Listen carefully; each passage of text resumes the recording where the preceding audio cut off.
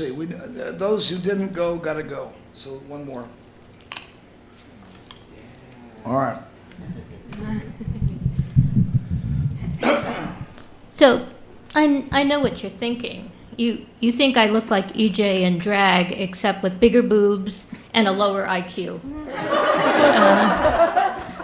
Waking up this morning... We want to know how you knew that. It's cleavage. Yeah. Waking up this morning, especially after the workshop yesterday, but waking up this morning was really an eye-opening experience. Of course, every morning is, except if you're dead, because life is strange. I mean, do you ever feel like you're diagonally parked in a parallel universe? I do. I mean, it's gotten really bad, especially since I've been here. I started putting duct tape over my mirrors so I don't accidentally walk into another dimension. But really I can trace it back to my childhood. I think it started when my mother told me, you can be anybody you want to be. That was really inspiring as a kid. Of course, nowadays they call it identity theft. But, I had such low self-esteem growing up that who I wanted to be is I wanted to be my sister's imaginary friend.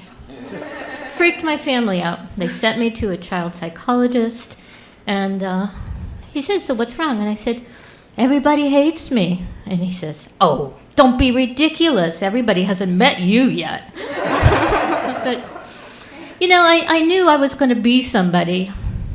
Now, I wish I'd been a bit more specific. So I grew up and, I was naive. I mean, I had to learn about sex the hard way, from a book. But this is obviously an educated crowd. I mean, you clearly know the difference between erotic and perverted. Erotic, you make love with a feather. Perverted, you use the whole chicken. But don't worry, it's only kinky the first time. So If you change it to entire chicken, you'll do better. Okay. Instead of whole chicken, entire chicken. The entire chicken. Okay. With you, may take 2 chickens. But I went to the doctor for the first time to get a pap test, and he's taken my health inventory, and he said, well, do you smoke after sex? And I said, I don't know, I've never looked. But now I know, if I smoke after sex, you're doing it way too fast. But things have kind of changed as I've gotten older. You start to de-evolve. I mean, now I'm at the place where it's a good day if I don't step on my boobs. Aging, I mean, what are you going to say? I mean, it's, I thought I was just really, really, really tired, for the past 5 years. Now I figured out this is just the way I look, But aging, it's like having deja vu and amnesia at the same time. Because I feel like I've forgotten all this shit before. But that reminds me of my mother. Okay, my mother's we've never been really close. I mean, she's pretty intense. I mean, she's a survivor.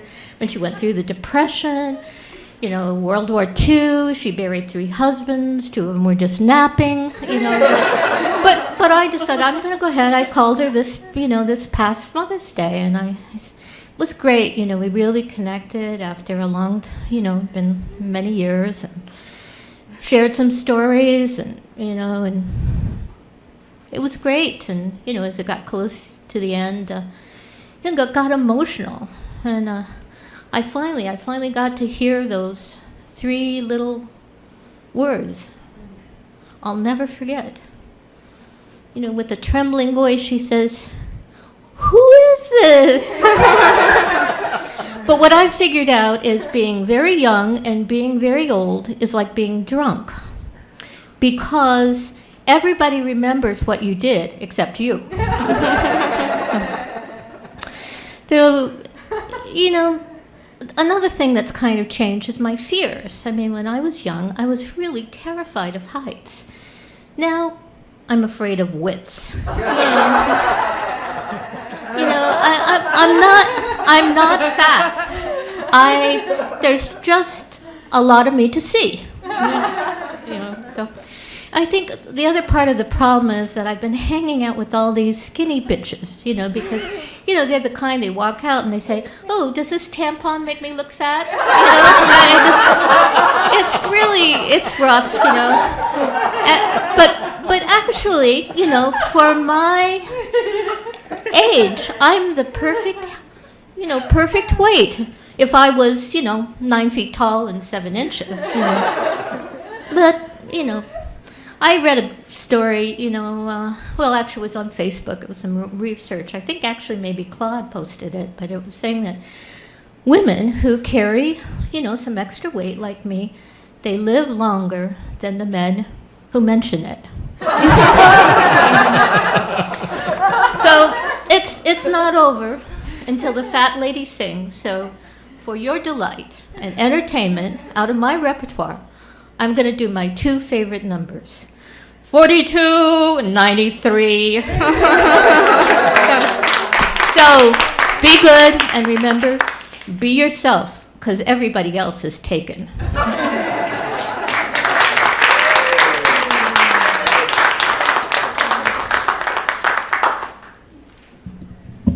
Did it go the way you thought it would? I was too nervous to notice. I'm glad you mentioned nervous, because that's something that I can't really tell you about. I've never been nervous talking to an audience or to a person or whatever it might be. I don't feel it, I don't get it. But I've known an awful lot of people who really had stage fright, terrible stage fright.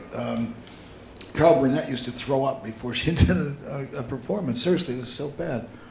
And she wasn't the only one. Other people were the same way. They would, or just literally get sick before they had to perform. It occurs to me that a solution, a very good solution to that, is to not care whether people laugh or don't laugh. And this is the thing Claude tried to point out that you need to be aware of, which is you'll get sucked into this trap of worrying about how well you're going over, and are you getting reactions and so forth. And that is so unimportant. It's like when we do our band, we don't think about, is anybody going to like us? What's to like?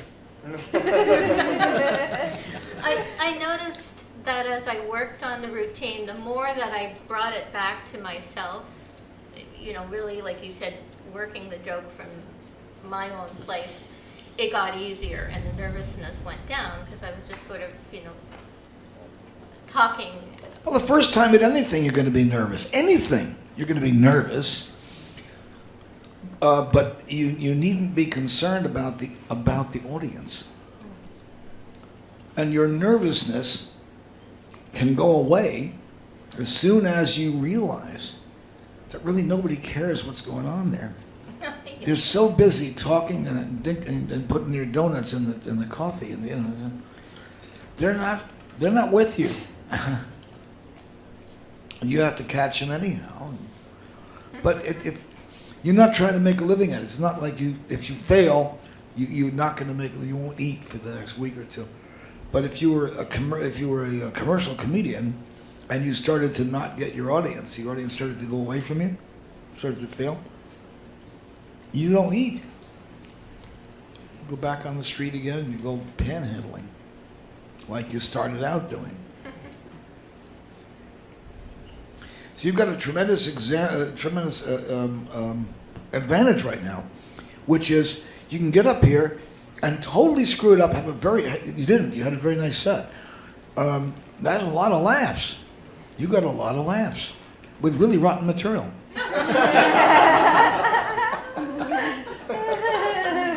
Which just shows it is the delivery. It really is. It's the delivery. You delivered really well.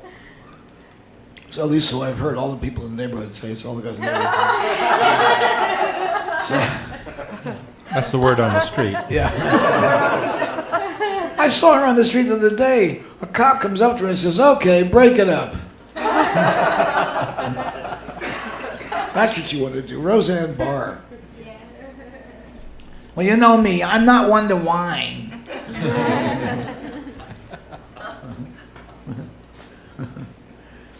So that was excellent. It was really well done. Now, really good comedy comes out of personal pain. Comes out of pain. And a lot of what you were talking about there is from your personal pain. You had those things happen to you. Those things, and so the way to handle them, the best way to handle them, is to find something funny about them.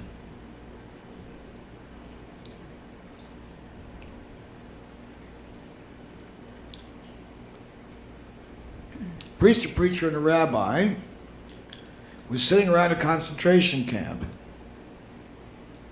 You start there.